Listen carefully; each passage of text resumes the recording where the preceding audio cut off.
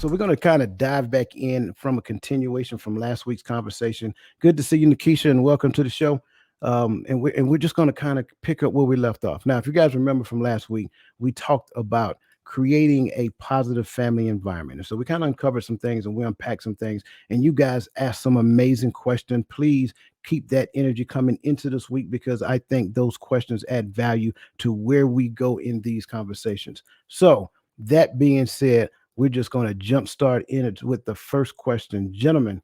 And I want some help from you guys in the chats because we're only going to answer the one that says men. So for all the women in the chat, we need your help because we need to understand some of the challenges and obstacles that you faced as well. So what are some of the specific challenges and obstacles faced by young men and women while creating a positive family environment? They don't know what it looks like. Um, we talk about that in some shape or form every week. People grow up, they may not have but one parent, they may have both parents and still not know what it means or what it looks like to have a healthy family, a positive family environment. If you've never been in one, then you don't know what it looks like. There are TV shows. We've had TV shows. We had Cosby Show. We had Roseanne. You had a whole bunch of different types of show. You had the Golden Girls. Yeah, all these different types of shows with different types of relationships, different types of families, and how it worked, some of the trials, the tribulations, the different things that they went through, good, bad, or indifferent. At the same time, that's different watching something scripted on TV versus what you see in your home life every single day.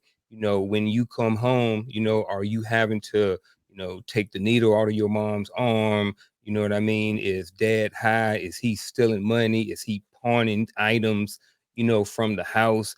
So if you've never seen what a positive family environment looks like, then it's going to be a challenge for you growing up when you decide that you want to take on a family and be a leader or a part of a team to create, other lives and going forward and different things like that. So just not knowing is a huge hindrance and a huge challenge.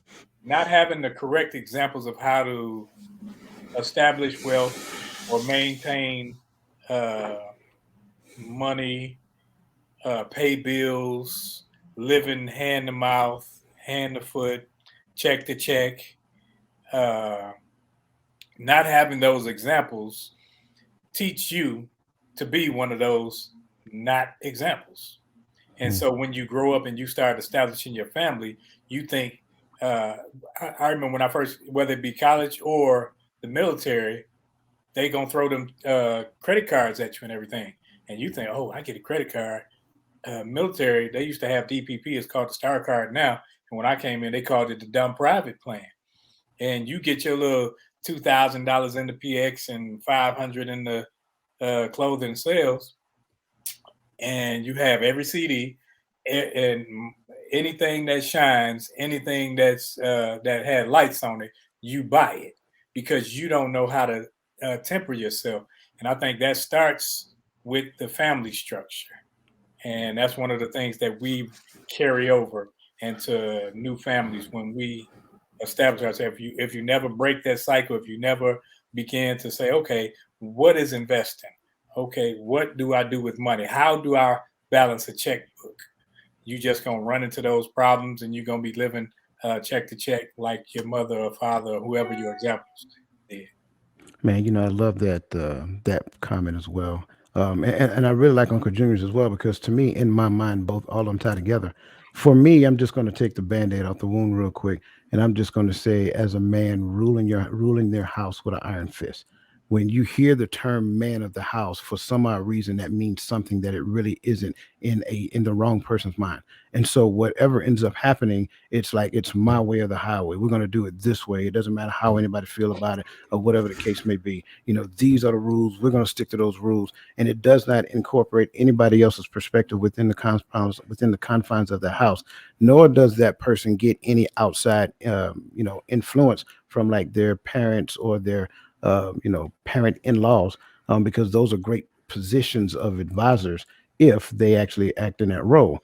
So just as a man, just understanding the left and right limits of what you're called to do, being that voice of reason, being that supportive factor, and misinterpreting and misunderstanding the idea of the man of the house. Now, when you throw finances into it, the money flows as I say it flows. Well, that's not a healthy environment based upon conversation. Do we have a plan, or do you just going to dictate how money goes? Especially when she actually works as well. So now you're making her feel like, well, she works and she just take her money and throw it in a bucket, and you get to decide what all the money looks like in that bucket. And going back to Uncle Junior point, I'm agreeing. I mean, I grew up watching the Cosby. We talked about that before, and I seen how Cliff handled business, and I'm like, yeah, that's cool, but I don't know if I can do that. I'm not Cliff. And then what ends up happening is that you're going to try to be somebody that you're not. So just having the misinterpretation of what the man of the house actually means. I'm going to say that a base level challenge that we face when it comes to creating a positive environment is the definition itself. Because for Mm. some strange reason, a positive family starts with a mama and a child instead of a husband and a wife. Maybe we could redefine what that is and start there. That's me pulling myself out of it and looking at it for what it is. You know what? That's actually a good point. And that does define a healthy positive family, because again, like we said before, that child's identity is found in both parents. And I think some of the sticking points with that, and you guys can correct me if I'm wrong, some of the sticking points with that is where the man and woman, even though they ran into issues or found issues to where they could not cohabitate, exist together, whatever that looks like, they break up with each other. And unfortunately, in some instances, and I'm gonna talk from a non-custodial parent perspective, because I think that's the proper term to use these days. From a non-custodial parent's perspective, in some cases they end up breaking up with the child as well. And on the other side, the custodial parent can also make it difficult for the non-custodial parent to spend time with that child. So I'm glad you mentioned that, because you're absolutely correct, and I've seen that happen several times. So going to our chat, because again, I've asked them to inject a few comments as well. So Natasha, she said a few of the challenges are resistance and opposition to change. Absolutely right. And again, this is just the concept or the idea of being open to growth. Sometimes some people are so fixed in their mindset, they're not necessarily open to a new perspective on how to do a thing or how to be. And because of that, what they do, they become resistant and defiant when it comes down to change itself. That's an ego thing. That's an ego thing. And I say this all the time, man. It ain't about you when it comes to the family. It's about the family. Got to get out of your ego because it's about something bigger than you. Yeah. It ain't all about you. I think that what happens in some cases, and this is what happened to me. I had a decent childhood growing up. There were things that went on, but I really didn't really have a really good understanding of those things until I became a lot older. You know, but just I'm I don't know. I'm a backup. I'm a backup. I ain't gonna go there tonight. I'll wait. Okay. Very well. Very well. We appreciate that. But no, I agree. It is definitely an ego thing. Go ahead, bro. Now I was saying, Uncle Junior, he said he gonna back up. I thought I seen his bottom lip start to quiver a little bit, and he was getting sentimental. But I think maturity has a lot to do with it, because we don't usher our kids into maturity like we should. Mm. We either baby them or we shove them. And when we shove them, it's something like with my oldest child. My oldest child used to watch the rest of the kids. So she was thrust into it. Hey, I know you're 10.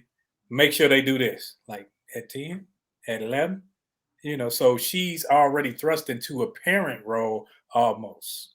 Yeah. So part of her childhood is spent, I got to watch these kids. I got to do this because mom and daddy got to work.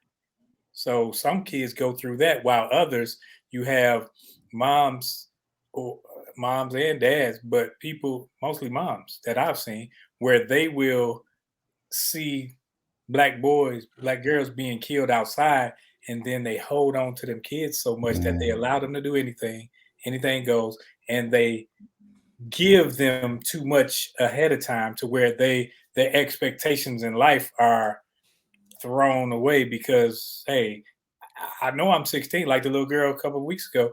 I know I'm 16, but I wanted a Mercedes. I didn't want this brand new car that I don't deserve, but I didn't want this. I wanted a Mercedes. I want what I want, and so it's two sides to that coin. wasn't there a post on something like that not too long ago? Little girl, she was Yeah, 16, and they bought her a nice car, Yeah, and they little bought her a girl got Tesla. mad 'cause she got a Tesla, or something like that, and Yeah, she a wanted a Mercedes. Mercedes, and she actually threw a temper tantrum about getting a car that she's driving somebody's salary right now, and you're right. upset? Shut Yeah. up. I'll take the car back, and you won't get nothing. It was a really nice car Yeah. too, man. I'm telling you. And she wasn't a Mercedes. And then she went to the Mercedes dealership to go get her the car she wanted. Yeah. Yeah. I'd have To Um, I go back to what Chris was talking about with ego and stuff like that, and just not knowing. So for me, I had a baby before I wanted to be a father. I was married before I wanted to be a husband. So when those things happened, I was out there flapping, brother. Like I didn't know what to do. So I didn't know. I was kind of leading or not leading, or my family was based on what I thought or what I was taught growing up. You know what I mean? So it was a lot of things that I just didn't know. It's not like my father didn't really sit down and talk to me about, you know, marriage, what it's supposed to be like, how you're supposed to treat your wife, how you're supposed to pick women, none of these different things like that. So the stuff that I was learning, I was picking up from Sergeant First Class Dwyer, Sergeant First Class Walker. You know what I mean? That's where I was getting my information from, was people in the military who may not have had the same set of values and principles that I did when it came to leading a family. But that's all I know. We would go over their house, and this is what I would learn, is how they treated their wife and how things operated in their home, good, bad, or indifferent. Those are the things that I picked up along the way. So all of those things wasn't necessarily good. So those things that I picked up that wasn't good probably affected my family in a certain way.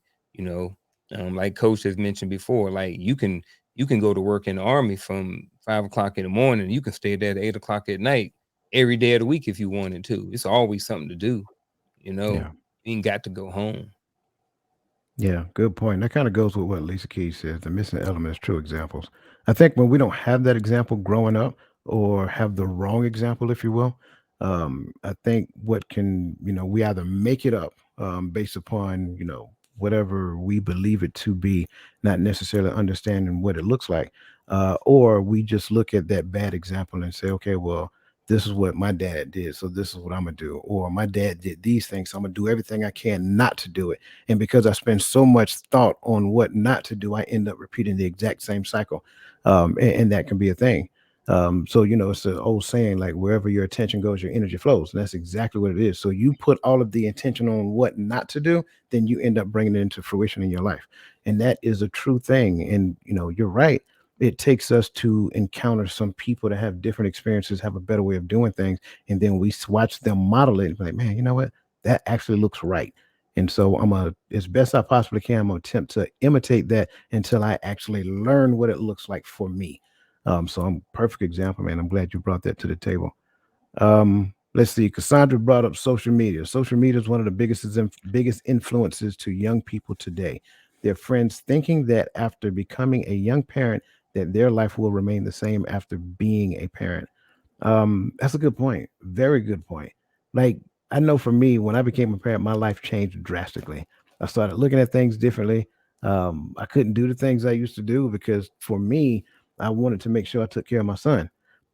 So yeah, that's the thing. And in conjunction with that, what you see also is, unfortunately, that child, and that's what I'm gonna call them, that child has a child and is living home with mama, and then they turn mama into the unpaid babysitter while they continue to live the life that they were living before they got, had the child. And that works on the other side as well. Young man living home with their parents, go out there and get somebody pregnant. His life doesn't change because he ain't brought no baby into the house, and he is not necessarily doing his version or um, taking responsibility for his, for being a father as well. So great point. I'm glad you brought that up. Go ahead, bro. I think social media also gives people an unrealistic expectation of what they can actually get. Um, a lot of people that's online that's trying to sell you something, It's or just fake. trying to or fake or just trying to entertain you. And so many people are being sucked into it, and they're thinking that, Mr. Whoever in, knight in shining armor, or, Miss, I don't need a BBL, I got the hourglass body, all of these different things, I mean, this is what I have, this is what I have, this is what I can get. And I think, that, and then like coach said, I think unrealistic expectations, like I said, about what you can really deserve, I mean, about not what you deserve, but what you can actually get, and in a way qualify for, you know what I mean? If you want a job, you have to qualify for it. If you want to work at X, Y, and Z, you have to meet the standards of that job or that position in order to get it. And if you don't meet the qualifications, you can't get it, no matter how much you desire or think you deserve it. And I think that goes the same way when it comes to men and women too. When we're trying to attain a certain type of man or a woman, we might not necessarily qualify for that type of person, So, and I think, like I said, people have unrealistic expectations of what they actually can get when it comes to um, a husband or a wife. Hmm. I like that. I like that. I was trying to be nice with it. I know Chris want to just butcher it up in a whole different way. I hate social media so much. I hate it. I hate it with every fiber of my being because it's fake. All of it is fake. They do it to get y'all to spend money and to keep us fighting. That's all it is. It's I look at something to almost keep everything us as separate. entertainment. Right. But the thing is, us fighting each other is the most lucrative form of entertainment out there right now. Yeah. And they don't get it. And this is why I get so angry when people bring up social media, because it's just right in front of you. You should be able to see it. You're being used to spend money on things that you really don't even want, to impress a bunch of people that don't even care. Ugh. I'm sorry. I'm sorry. I'm sorry. I'm sorry. I'm sorry. What you got, bro? I just think that social media is just an extension of the telephone and the TV. You add it together, and you have people that I read books, but I don't read the books like Toni Morrison and things like that. I used to read Donald Goins. I used to read Iceberg Slim. I used to read entertainment books, but entertainment books never led me anywhere. And I think when you use social media simply for entertainment, it's the same way. You'll be searching those sites. Like some of it is for entertainment. Some of it, I'm glad I don't have to use an Encyclopedia Britannica uh, for certain things. I'm Or glad that bam. we have, but when it comes to like your social media outlets like Instagrams, TikToks, yes, they know that people have a propensity to like drama, like fighting, like all these things. And that's the same reason I don't watch the news. Is the same reason I don't follow a lot of people who deal in drama, deal in negativity, because it's going to stimulate me the wrong direction. And I think that's why parents have to be on their children's social media outlets. They have to know what's going on, and they have to give them limitations, because when you don't, you just say, hey, here, free reign. And next thing you know, you wondering why he is doing some of the things, or she is doing some of the things that they're doing. It's because you've allowed them to be taught by people you don't know, that they don't know, and don't really care for them. Shout out Miss Verlene McCoy, Queen V. Always good to see you. King Coop, welcome to the show, brother. Good to see you as well. Want to make sure I catch everybody here before we move forward. I want to make sure I pronounce your name, and if I mess it up, I apologize. So the American in me want to say Angel, but I think that might be Angel Rodriguez. If that is correct, welcome to the show. Angel, always good to see you. I'm understanding. Is that Liz Pops? Yeah, you Ah, Irish and speaking Spanish, boy, you got it. hey, I speak Espanol. No, that is not true. I don't speak zero. I speak zero Spanish. I understand some of it. That's the best I got.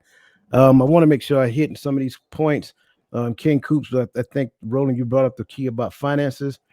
King Coop agreed that's not a good way to start a family. Before starting a family in general, I feel you have to be financially secure and you're able to provide not only for yourself but for your spouse. I agree 100%, and I think we need to teach our children that early, real early, before they get started. Yes, sir. Is it okay to be on the way?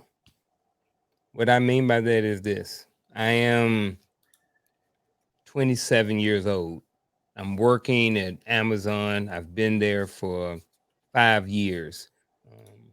The last year I've been a manager, right? And I plan on staying there.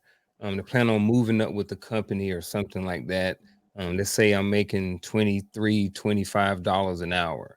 Is that considered okay that a guy is moving or progressing? He has potential. He can grab a woman who may be making around the same thing, or maybe in school or something like that, and they can build from there. Is that still you guys still think that that's okay, or they should they be fully everything before they go? Uncle Because Junior, yeah. the scenario that you just spouted out is one of the utopian scenarios where two people actually sat down and planned something.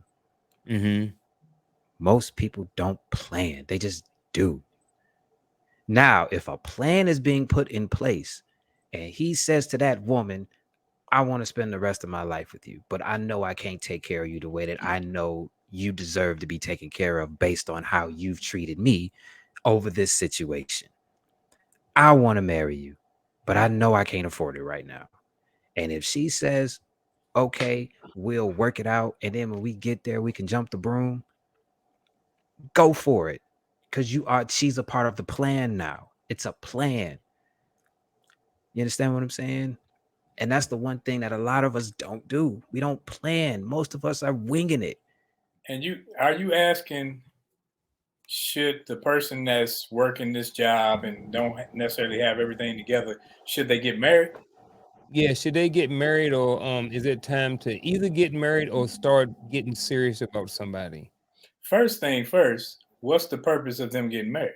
If you saying because I love you and all that other stuff that you see the skunk chasing the cat on TV do, nah, you might well hold off. Mm-hmm. On some Looney Uh, Tunes stuff. Mm-hmm. yeah, if you doing it for the physical, come on now, nah, because that ain't gonna last either. But if you doing it saying this is your one, if that's your one, take the time to get yourself straight, because apparently you're admitting already that you aren't right. Mm-hmm. Because you got to do this. So you already establishing a relationship on worries. I don't have this. I don't have that. I got to do. So now you add stress into the picture. But I think that you should get yourself together, because if neither one of you are going anywhere, like I'm agreeing with Chris with the plan part. Plan this thing out. Hey, this is now, we don't have to have $1 million and all that other stuff, because I think money drives people crazy. But what you have to do is be able to manage the household. You got to be able to manage one another. And when you can't do that, and then you bring in kids because you say, okay, I'm gonna use protection. Yeah, I tried that a few times. Ain't never worked. But you try these things and you make dumb mistakes. You when you say you don't have it, that's a mature stance. So keep making those mature stance and get yourself together. She's not going anywhere. He's not going anywhere. Establish that friendship, that bond between you guys. And when you get where you can manage everything without the other person, come together. Let's Because I see. got to be, because without that's how insurance works. Also, that's why if Mama die, we need more insurance, because Mama take care of these kids. Mama at home supposedly, Mama at home doing all this other stuff. Daddy died. We need insurance for the paycheck. But then where's the Let's, whole narrative about building together? If and he that's what already I'm has to be saying. built. You And build that's what together. I'm saying. The I thing I about it say is nowadays, look, this is what the market is. This is what it is. We're supposed to be able to put women in position so that way they can do what they want to do and not what they have to do. That's what it is. This is the market, and that's where it starts. We have been put in this, and for lack of a better term, I'm gonna say unfair. But as men, we really don't say unfair. We say, okay, let's deal with it because it is what it is. But we've kind of been put in this position where we have to be able to do that. That's what it is. When people say financially secure, they mean I want to be able to do what I want to do. I don't want to have to do all of these things and build with you. You have to be built. That's what it is. But I think when we say build, are we saying struggle? No, I'm not saying Right. struggle at 'Cause I all. think some people equate build and struggle. Let's struggle Mm-mm. together. Because I No, liken not it to a me. car. I like the Mercedes, I like the BMWs and all these other cars. But I was taught if you can't afford 4 tires at one time, don't buy the car. If you can't afford to get a $500 oil change, don't buy the car. Get you a doggone Hyundai, get you a Kia, get you something you can afford until you can afford. Because what you do is you put yourself in a bind with expectations where you said, and you establish stress in a relationship. That's just my take. But most men don't hit their, let's say, the financial stride to really be able to support a family nowadays, a family of two. They don't really don't hit their financial stride until they're in their 40s and, mid to late 40s and early 50s. So, if they want to have a family, now you got 40 something year old dudes looking for under 35-year-old women because, that's when high risk pregnancy starts. And if you want to have a family and you don't want to take that risk, then that means, yes, you can have children over 35, but at the same time, um, he may not want to take that risk if once he's built himself up. He may want to go with the lower risk, have children, and go with the woman that may be, in her mid to late 20s or early 30s. Well, I'm going to inject this, and then Yeah. we're going to move forward because we need to Okay. continue. Great question, though. But in my opinion, I think it depends on the individuals. I don't think this is a flatline answer for everybody. I think, in my opinion, and this is just me, I think as a young man, I would teach my young men that hey, you need to have a degree of security, not necessarily 100% financial security, right? But you have to have a degree of security. You need to like if you have to go and depend on her for this and depend on her for that and go, you need to stay home and continue to build yourself, right? You need to build yourself to a degree of independence. I agree 100% with Chris's perspective because I really do believe that as much as I hate the social norms of male identity, I do believe that men first and foremost need to provide and protect, and they grow into those other things as well. But first and foremost, if you can't provide and protect a family, a house, or any of those things, then at the end of the day, don't go out there and establish it. Stay home, build yourself. Make a plan for your life, and that's the thing that I've seen a lot. The man doesn't have a plan for his life, so he joins his life to somebody else, and then what ends up happening is that, well, we're just going to figure that out. No, you're heading down a one-way pathway to destruction. We can build together as long as we have planned to build together. If we did not plan to build together, then eventually we're just, in this la la land of, fictitious awareness. It's not reality. And then when life happens to you, then you're calling me, hey, dad, I need some help. Hey, mama, can you see what I'm saying? And so that's my point. Like, if you're setting a mark based upon I need to make X amount of dollars before I decide to get married, I don't think that's the right way to go. And what you're doing now, you're turning your perspective of love and marriage into a money thing. It's not a money thing. But again, you have to become secure. You have to have your stuff together, saying it mildly, so that you can actually set a good foundation before you bring a woman in. If you go back into the Old Testament, and I hate to go there, right? But I am. You go back into the Old Testament, you had your stuff together before you go and get your wife. In fact, it was arranged. We know that to be the case, but the father wasn't releasing his daughter to somebody who didn't bring something literally to him. Like you had to go and present a dowry to the father before he even considered giving you his daughter. So that's kind of like my point. I think throughout history. And I'm not saying that we got to go back and do that because I ain't paying nobody data for your daughter. But I'm not saying we got to go back and do that. But at the end of the day, I think there has to be a foundation, as a man before you say, hey, will you marry me? She should say no. Because if you're not, and I'm not saying that, oh, you got to be making six figures. I think that's fictitious and I think that's crazy, right? When you set the standards based upon, oh, they got to make six figures, they got to do this or that, I think that's crazy. But at the end of the day, he should not pose the question unless he know that he can receive her and treat her almost as good as her father did. That's just my perspective, though. Responding to you, Uncle Junior, do we really know what a positive family look like? Because we only know what we see outside the home. No one knows what goes on behind closed doors, so we can't always look at somebody else's family. I agree 100%. And that goes back to the whole point that somebody was making about the social media. I think it was Chris, right? When you look at social media, you get the highlight reels of somebody else's life. You're not seeing everything there is to see about that person. And Natasha buying stuff off Facebook. Don't feel bad, Natasha. I did it too. And Facebook be listening to you, by the way. If you say you want something, next thing you know, it come across your feed, and I'm that person that buy it. I still got boxes over there I haven't opened yet. Wendy Rodriguez, welcome to the show. Again, always good to see you. What, man? Go ahead. You can talk about me. I don't care. Nah, I'm not, man. I'm coach. I'm not, man. I'm not. I'm not. It's But all it's good, like man. I said, man. This is me pulling myself out of it and looking at it for what it is, and I can't see how people don't see this. But hey, maybe this is my utopian naive mindset. I don't have a I don't have an issue with having a naive mindset as long as we don't act on it, right? You should have a degree of like hope when it comes down to things. We should have hope when it comes to relationship, hope when it comes to marriage. But if we don't act out naive, being naive, we'll be all right. We have a hard time understanding needs versus wants as young adults. Man, that is so spot on. Absolutely. Um, Queen V said you can make $1 million an hour. If you don't manage your money right, it'll be hard for you. Yeah, absolutely. Agreed. Lisa Keys bring the scriptures to the conversation. I agree.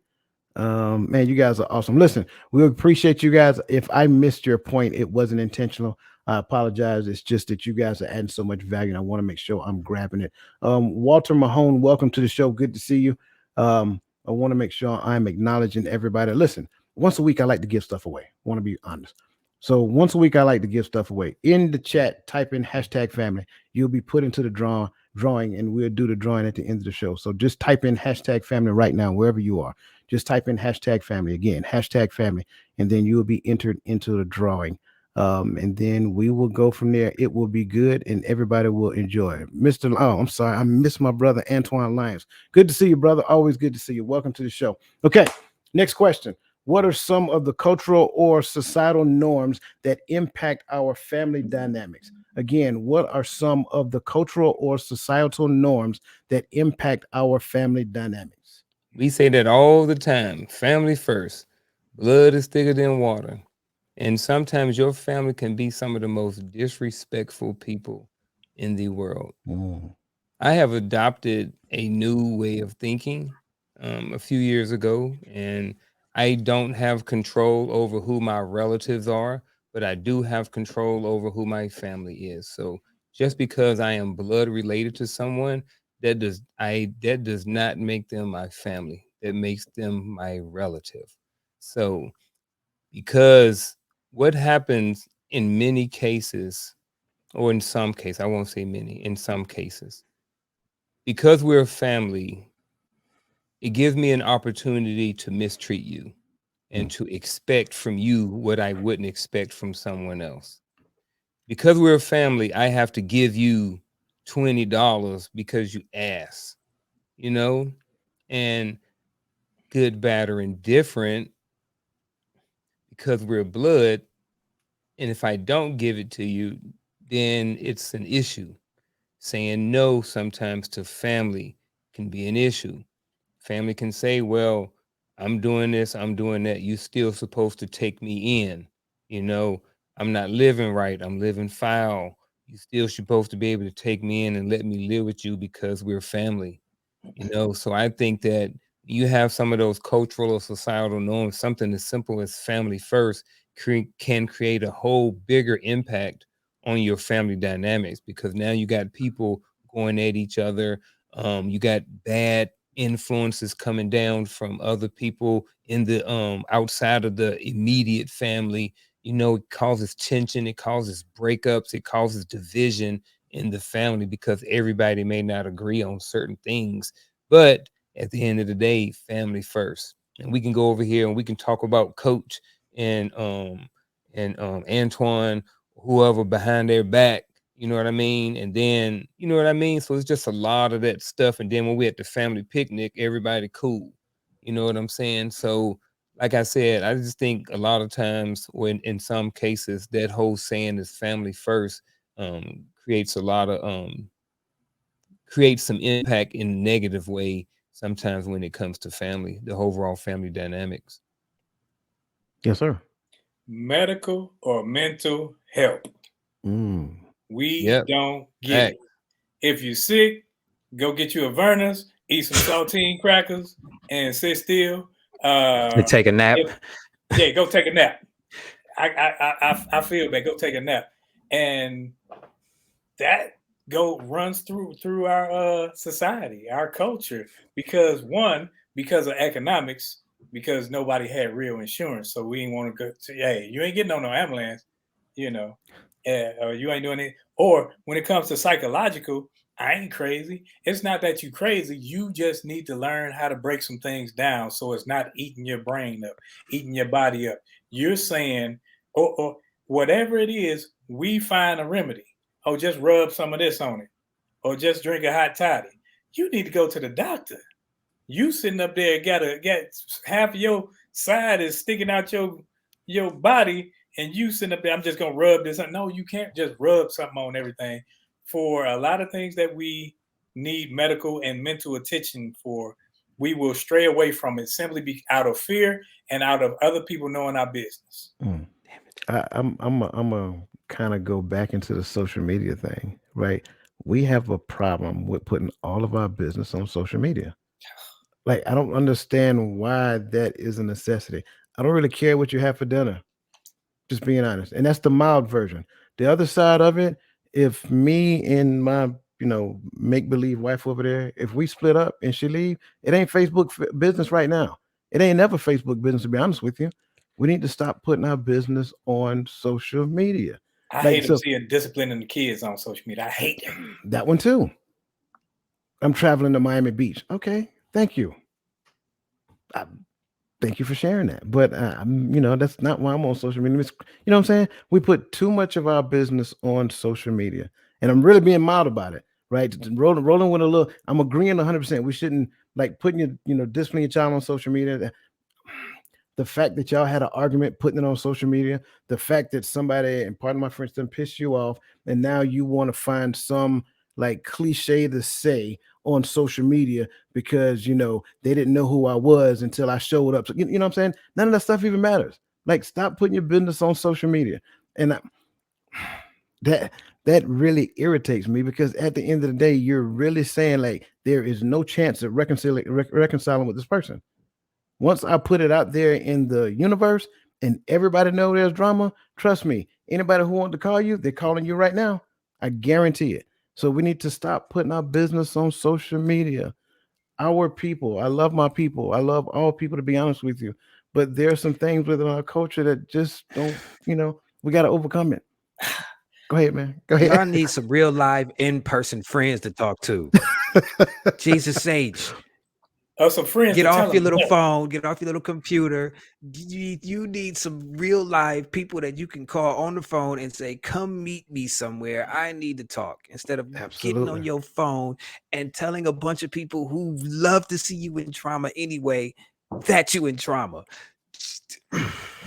Ja Morant just lost millions of dollars because he on Mm. social media want to pull a pistol. Because he hanging out with his dumb friends. I say that they got to be dumb because he's the cash cow, and you don't let the cash cow lose his money. You don't let him You mess remember up. you remember what I said last show about when you trying to be something that you're not, is gonna come out anyway? Yep. Mm. That's Ja Morant. Yeah. Mm. Yeah. You are a hooper. That's it. That's it. You ain't in the streets. You are a hooper. So Stay on the court. you guys kind of leaned into my next point, right? Because I was going with the cultural norm piece. Fathers, stop trying to be your child friend. We knew you where you were going, so we said I know you alley did. oop. ESPN. I'm going to add the into ESPN. So you listen. Your child is your child. I don't care how old they are, right? You're there, and I don't know when we talked about this. I talked about those transition points that parents got to hit those transition points, right? When you're raising your child, your responsibility is to train that child up in the way that they should go. Once they get of age, they should go. That's it. They should go. And then when they go, what we must do is become their advisors for their own good, not rub elbows with them and try to hang out with them and do all that other stuff. Like, I'm gonna be honest with you. One thing I can't, and this is just me, I'm speaking for myself. One thing I don't ever see myself doing is going and hanging out at a bar or a club or someplace like that with my child. I don't care if they're 40. Just being honest. If they 40, chances are I'm a little older than 40. But I'm not gonna do it. I'm not gonna go hang out with them. I just can't see it. Because I think what ends up happening is that I compromise who I am to them as an advisor. At that point, I become more of a friend. And it's not like I can't be friendly. There's the difference of being a friend and being friendly. And so that's just my point of view from a cultural standpoint. We got to pull ourselves out of this rut of being the friend with our child and go back to parenting. Parents have to go back to parenting. I think that's essential. I think that's a lost art, and I think that impacts the family dynamics greatly. So Natasha said, cultural norms. We don't talk about what goes on in our house. Absolutely, we do struggle with that. Relatives. Sometimes I think that was in response to you, Roland. I appreciate that, Wendy. Um, Liz said her husband in the kitchen cooking. That's what I'm talking about. Men can cook. Just want to say that we cook well, Yes. especially if my mama taught me how to cook. Don't judge me. Single mothers and absentee fathers, huge, huge. I can't stress this enough. Breathe, breathe. Single, breathe. single, mothers, single mothers and absentee fathers, right? This is huge, right? Because again, we have to find a way to maintain the unit. And if the unit doesn't work, it becomes about the child, not how I feel about the other person. I'm moving. I appreciate that, King. Appreciate that, King Coop. I greatly appreciate that, brother. Parents interfering with adult children's lives. Absolutely, absolutely. Let me see. Adult children. I believe that the number one issue in our culture, what goes on in this house stays in this house. The most toxic events happen in that environment. Yep, I agree 100%. Because some people ain't got no business crossing some paths that they don't belong. I'm just gonna say it that way mildly. Again, hashtag family. Everybody type in hashtag family and make sure that you're a part of the drawing that we'll be conducting at the end of this evening's show. Okay, next point. How can we balance the need for structure? And of course, I asked that assuming that we all agree that we need structure in the family. How can we balance the need for structure and routine with the importance of flexibility and adaptability within the family? I will go first on this one because I want everybody to include people in the chat. I want everybody to process this. I believe without any structure, there is no framework. If we don't have a framework for what the family looks like, what the family is supposed to be. Hey, Shell, good to see you. Welcome to today's show. I told you, Uncle Junior, I wasn't going to miss her the next time she showed up. All right, so for all those who don't know, Shell is Uncle Junior's wife. So it's always good to see her in the show. Um, I believe without family structure, right, we don't have a framework. Without a decent framework, we don't have anything to build off of. So, with that being said, we need to have an understanding of the structure of our family. Husband and wife need to talk it out, understand what it looks like. We need to talk about all aspects of family living. How are we going to do parenting? What does finances look like? How do we handle our in-laws? How do we handle our outlaws? We need to have this conversation in its totality. That is important. Then I go back to what I said a couple of weeks ago. Good units do routine things routinely. There are certain routines that the family need to do in order for them to perfect. I'll give you a perfect example. When mama and daddy leave and they leave the child home, the child knows lock the door, don't answer the door for nobody. If anybody comes to the door, don't even say nothing, just give us a phone call, let us know who it is. With this particular day and age, everybody got ring doorbells. So you see who's coming up to your house before they even get there, right? With so the routine with the importance of flexibility and adaptability. Now, when we start talking flexibility and adaptability, we start looking at certain aspects, situational aspects that are brought to the environment that says that we can't handle this particular scenario routinely.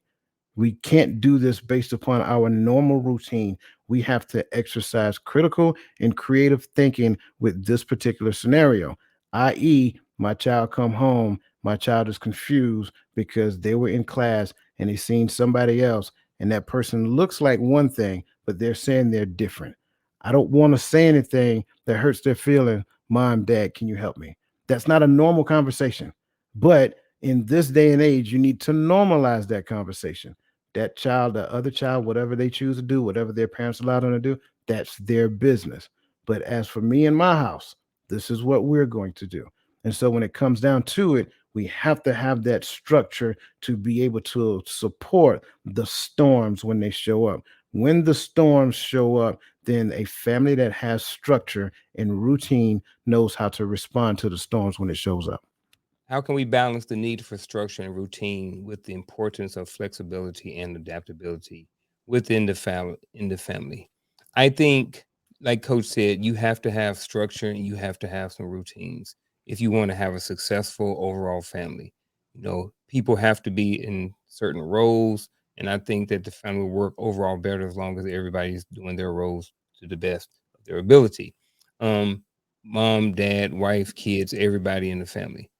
There are going to be some times that where we are going to have to adapt and we're going to have to adjust. Things are going to come up, and those things are fine, in my opinion, as long as they line up with the values and the plan and the overall goal of the family. Something simple for the family could be, hey, look, every Sunday, 5 p.m., we eat dinner at the house as a family unit. Child may come home, say, hey, can I go over Chris's house to eat dinner? No, we already have this, blah, blah, blah. Some adaptability may be, hey, look, how about you invite that friend over here and eat with us? So that's something small, but just to kind of prove my point or kind of to, make my comment or whatever like that is that, I think, it's important to have structure and routine, but I also think that it's important to be flexible. But the flexibility and adaptability needs to align with the overall vision for the family. I think when it comes to certain structures, structures should stay the same as is.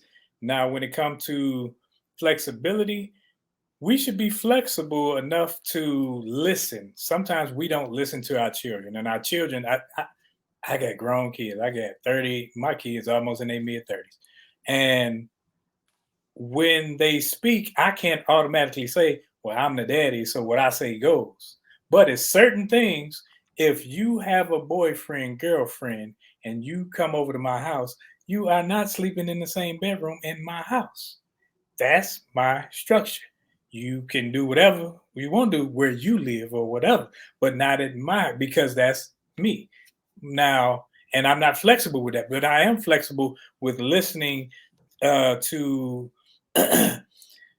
I'm not always right when it comes to politics. I'm not always right when it comes to strategies or whatever. So I can learn.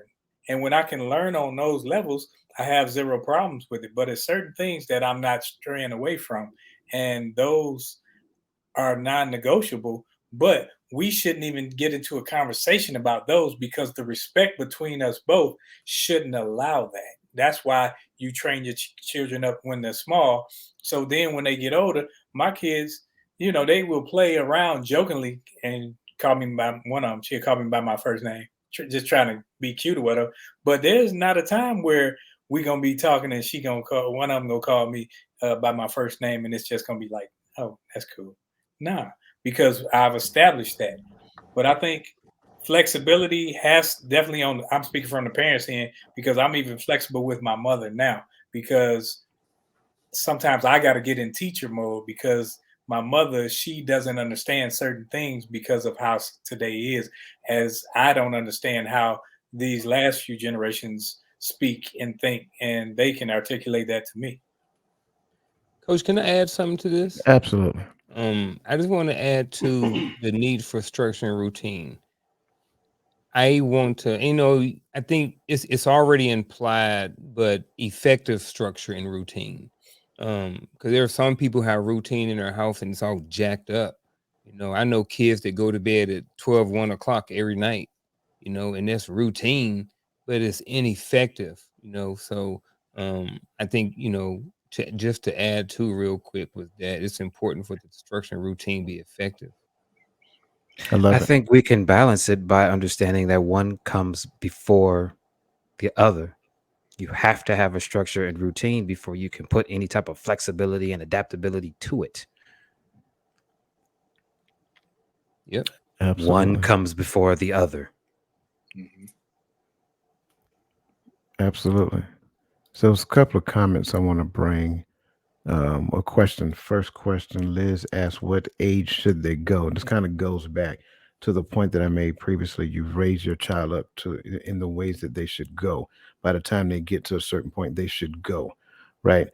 Um, so her question is, what age should go? What age should they go?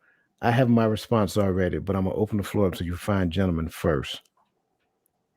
I don't think that's an age thing. I think that's a maturity and mentality That's thing a are because you ready to do this thing? right, because you can throw a kid out at 18, he'll be right back. She'll be Sink or right back. swim. Sink or But when swim. you prepare them and you help them along in their mature journey and show them what it is to be out on their own is different than like I had to get out. I was put out at 14, but then at 18, I got to go somewhere. Hmm. So uh, I think you nurture your kids. You don't baby your kids. You give them responsibilities along the way, and you teach them higher levels of responsibility. And when it's time to go, they'll know because they don't want to be under your roof neither. So now, if they're disrespectful, that's a totally different animal. You can't abide by my rules, and it's not hard rules. I'm not saying 21-year-old you got to be in this house by 10 o'clock, lights off at 11. I ain't being crazy, but you're not gonna be disrespectful in my house either. You're not just gonna be coming in when you want to come in, like it's like you paying rent. Yeah. Agreed. Mm. It has to be a cutoff. I give you examples. You say cutoff. Uh, Now I got a 50 daughter. years old. My daughter was in New York, and wait a minute, you said 50. You said No, I'm 50. just saying, like, there has to be a cutoff at some point. I say that's a rumor. Yeah, that's what I'm saying. So, like, if we're talking maturity, I get the maturity piece, but and I know you can't put a hard number on it, but I would like to wonder approximately what age is like. It's been long enough, bro. I Like think 50 is way too long. 21 might be too early. So I at think when what you Listen, get in age your mid approximately? We twenties, like, come on, bro. and, listen, and when you in your mid twenties, listen. you should be looking at establishing something somewhere, planting roots somewhere. Mid 20s. Yeah. Okay. This is Now where circumstances happen, Right. but I this always is say this: you can come back and sleep in one of my rooms. Yeah. One of my rooms. In a sleeping bag or air mattress. It's not this Yeah. is yours. where we need to understand the difference between raising a child and maintaining one until the benefits that they give you run out. Hmm. If you are raising your child the way that that child is supposed to be raised, understanding that that child's life is what matters now, by the time he gets to that age or she gets to that age, she's going to want to leave because you put everything you were supposed to into him or into her so they can go out there and explore. But a lot of parents are simply maintaining their children by giving them basic shelter, basic food, basic education, basic clothing until they reach a certain age when all of those benefits run out, and then go out there and do it you on your own. I agree. I think my response sounds a lot like Roland's. Um, but I think in my mind, I think my child should have everything they need to be successful right around the age of 25. So 25, and I brought this up because I like this statement. Ask them to produce a plan. They should have the maturity. They should have a level of maturity at a certain age to be able to produce a plan. And have conversations, set boundaries, standards, and desired expectations. Going back to that structure that we talked about previously, though, that structure helps them to mature.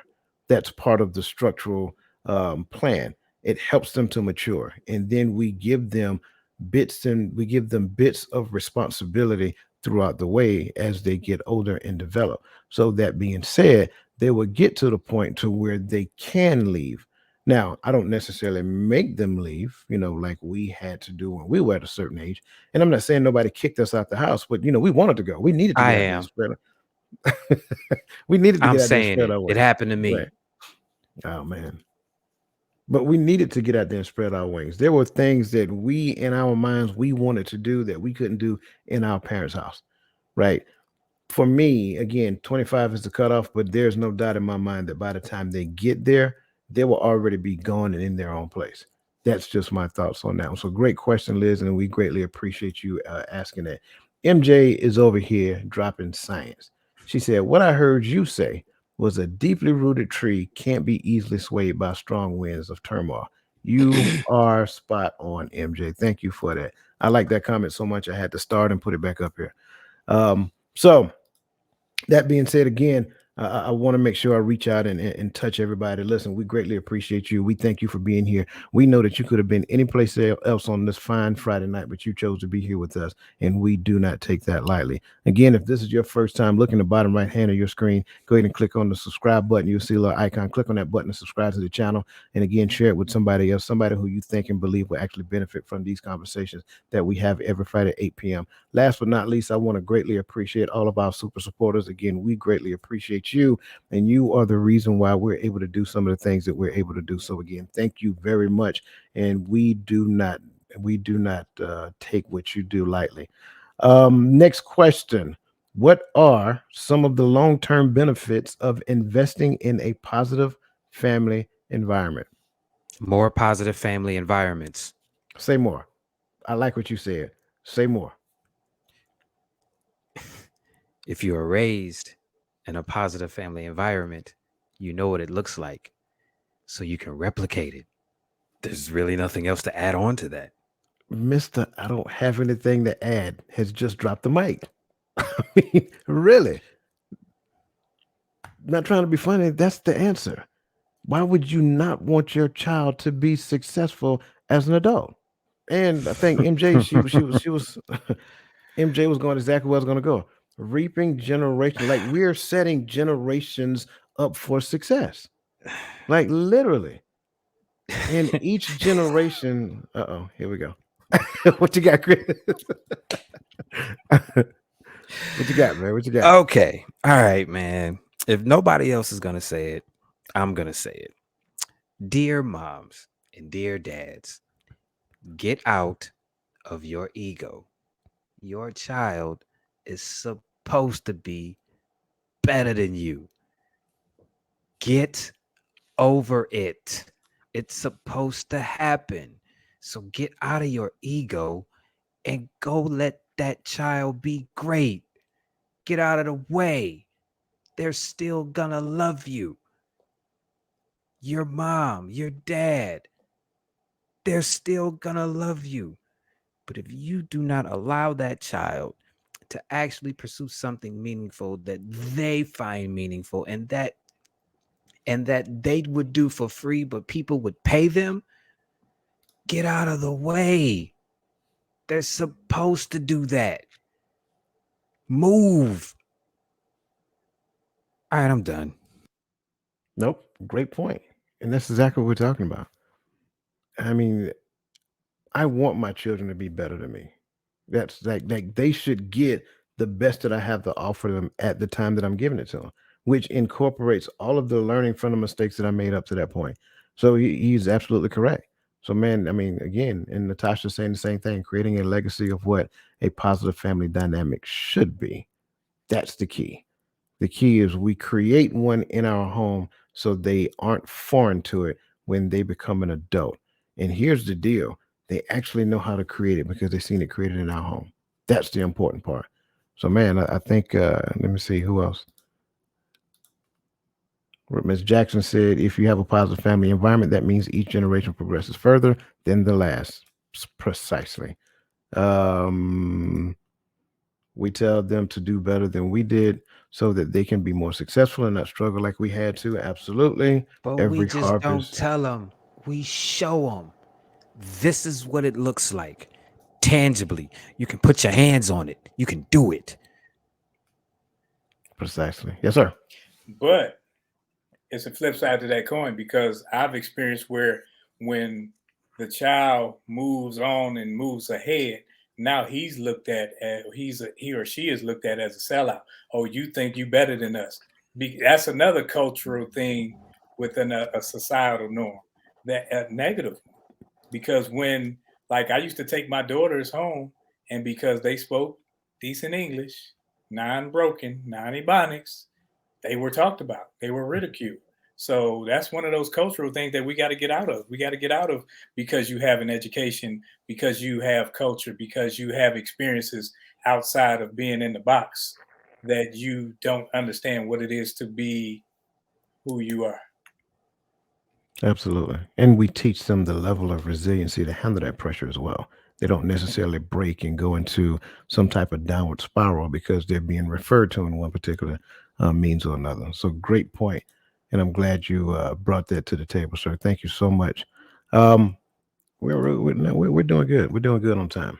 All right. What are the most important things to consider when creating a positive family environment? What should I consider? That it ain't about you. Let's just baseline it. It ain't about you. It ain't about the woman you created a child with. It's about the legacy. So what are we doing to preserve the legacy? Get out your ego. Because like I've been saying the past couple of weeks, once you bring a life into this world, you owed the life. It ain't about you. Quit being selfish. Absolutely. I'll answer it. What are the most important things to consider when creating a positive family environment? One of those things is, like Coach said, was structure. You know, any building that we see, it starts with a plan, but the structure has to be there. If the structure is jacked up, then the family won't be able to stand. The family environment will be jacked up. I am a person, I believe in order. I believe that things work better when they're in order and when they're organized versus things being all over the place. And I believe that the family is built in a certain way, and there's order in the family. And I think that when someone is out of order, everything up underneath it would be out of order. So if the man of the house is out of order, everything up under him in the house will be out of order. And that goes back to the structure of the home. And then the structure of the home comes from, like Coach mentions all the time, some set of principles that you live by. What are those sets of principles that you live by that creates that structure for you in your home? So I think, just to pull out one piece of one thing to consider, is definitely the structure of the home. You ain't got no structure to home. And like I said earlier, I had a baby before I became a father. I had was married before I became a husband. So I didn't have any structure. I was just out there flapping. So along the way, I started creating and learning about structure and what it was, but um, definitely structure. Yeah, absolutely. I think I would probably say communication and respect, because when it comes to the family structure, everyone from the youngest to the smallest should have a voice. Never shut off a child's voice. Never shut them down because you disagree. You can explain, you can teach, but never just shut them down. And when you do that, you establish that their voice matters. So when they get older, their concerns matter, what they think matters, and you won't have some of this problem, and they'll be more apt to talk to you. They'll tell you And anything. right, They will and tell you respect anything, and they will come and talk to you about anything as long as they know they have that window to do it without any kind of judgment. and respect goes That's both why I'm ways. the cool uncle. It's respect ain't a one sided thing. I think some adults think that, oh, you have to respect me, but I don't have to necessarily respect you. And those would be my two most important things. Very nice. Very nice. I greatly appreciate that. And you guys are spot on. I agree. There are 4 points that I want to bring up, and what we're going to do is we're going to tie those points into our closing remarks as we start to prepare for that. But beforehand, again, I want to make sure that I give a shout out. This actually to everybody that's in attendance. Randall Thompson, good to see you, sir. Welcome to this evening show. Let me see. Who did I miss? Torin Hammond. I hope I pronounced your name right. Again, welcome to this evening show. Good to see you as well. Again, if you guys are not a part of the Empowering Perspective community, go ahead and look in the bottom right hand of your screen. If you're on YouTube, click on that icon and go ahead and subscribe to the channel. It will be an honor to have you as a part of the community overall. Again, I always want to make sure that I give a shout out to our super supporters. You guys are value added, and we greatly appreciate you. Now, moving on to the points that I came up with. So, the 4 points that I came up with, what are the most important things to consider when creating a positive family environment? Number one, showing love and appreciation. It's not just love and appreciation, it is showing love and appreciation. So, in order to show it, you have to have an understanding of what that looks like. Number two, modeling and teaching respect for each other. Same thing. Modeling and teaching, not just teaching, do as I say, not what I do. It's modeling and teaching. The idea of a good teacher is that they actually exercise what they teach. So, modeling and teaching respect for each other. Number three, actively cooperating and working together. This is huge. I can't stress that enough. It's not that the first two wasn't, but this is huge. Why? Because it helps them to develop good relationships outside of the home as well. And they actually know how to set their ego aside for the sake of cooperation.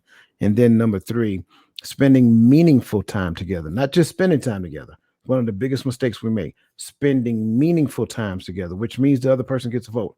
It's not just me being in your presence and soaking up all your time and saying, oh, we spend time together. No, it's spending meaningful time together, time that matters for both people, which means, I mean, just being transparent. I'm not making a person do something they don't want to do simply because I want to do it.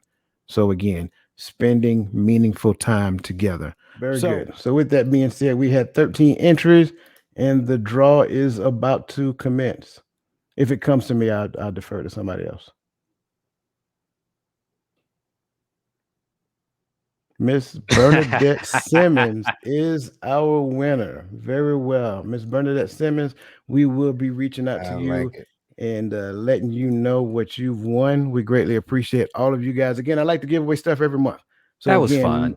that was fun, wasn't it? Yeah, I liked it. Right. I liked So it. I That like to was give away fun. stuff every month. So again, make sure that you're here. Make sure that you participate because I like to change it up. I may ask a question.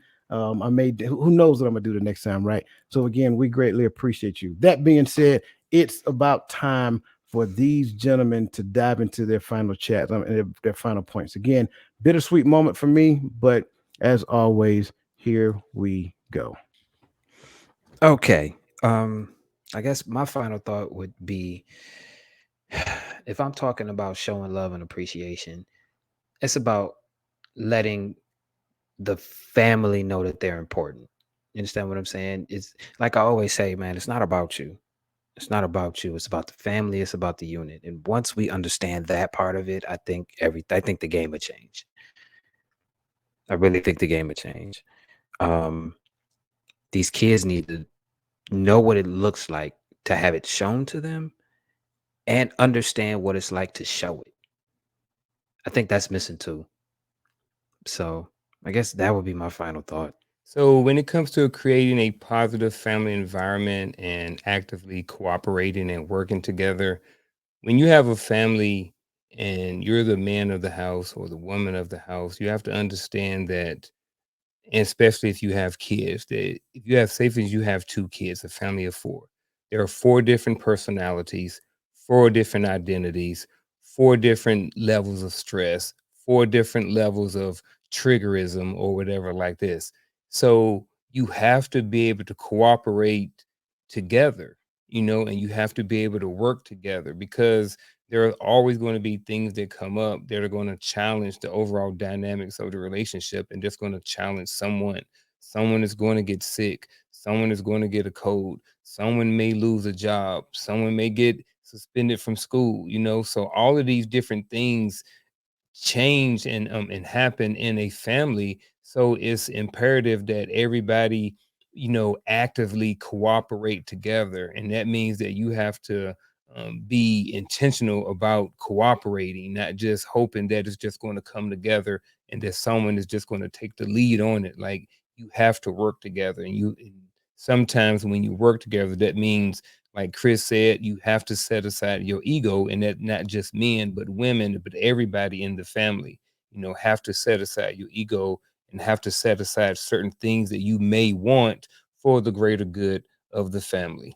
I took on modeling, teaching respect for others. I said that parents our our first teachers, and they show the child exactly who they shall become, what they shall act like, uh, and we as parents, we must model the behaviors in front of these children so that they know how to act in person as well as in private, on social media, whether it's in school, whether it's at church, wherever it is. They learn how to act from you. If they talk about their friends behind their back, they learned it from you. And you must model respect, because when you disrespect someone else, then they have to learn this. When you disrespect somebody else, you're disrespecting the family and you're disrespecting yourself. So, learning exactly what respect is, learning exactly how to act, not saying you won't have mishaps, but even in your mishaps, you have to learn and model what it is to apologize. So, daddy, you can't come in, blow up, and just think it's going to be all right.